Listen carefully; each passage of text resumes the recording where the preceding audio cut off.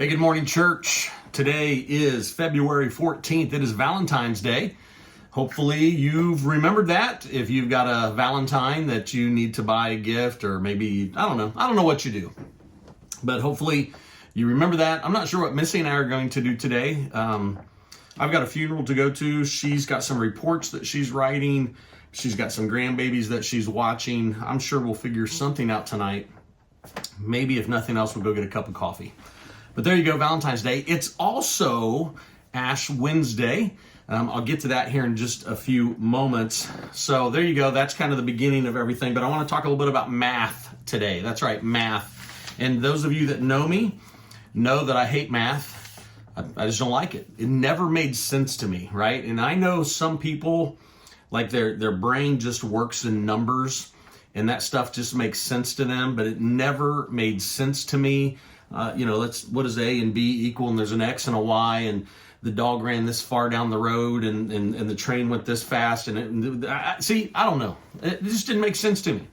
Now, I've got some math teachers that are friends. Shout out to Mr. Cole, Mr. Pace, even all the way back to Mr. Bosler back in the 1980s as a math teacher. Hey, I'm glad that God created you so your mind works with math. But that's not how he created mine. So you're saying, why are you talking about math? Well, here's the math that I understand. I understand subtraction and addition. That's correct. You can now judge me for my simplicity on my math skills, but I understand subtraction and I understand addition. And so today I want to talk about this idea of Ash Wednesday, of the Lenten season. Today's a day that people will celebrate Lent for the next 40 days. And so people will give something up. They'll subtract something out of their life, and for the next 40 days, they'll do that. And here's my thing with that, and I could talk more about Ash Wednesday, and some denominations celebrate this and some do not. But here's what I want to talk about today. Is it ever wrong to subtract something to add more Jesus in your life? Let me say that again. Is it ever wrong to subtract something from your life to add more Jesus into your life? That's really what's happening over these next 40 days. People will subtract something, they'll give up something, they'll fast from something, and then the idea is you add more Jesus into your life. In other words, you think about Jesus. You begin to prepare yourself for the Holy Week.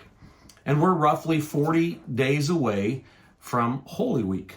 And so we begin to consider Jesus. We begin to think about him. And so back to that question, is it ever a bad thing to subtract something to add more Jesus into our life? Here's what one author, I was looking some stuff up last night and this morning, and here's what he said. This is I say an author, it's actually a pastor, and he says it this way: for centuries, the church used the season of Lent, Ash Wednesday through Palm Sunday, as a rhythmic reminder of the value of fasting, repentance, prayer, and self-denial.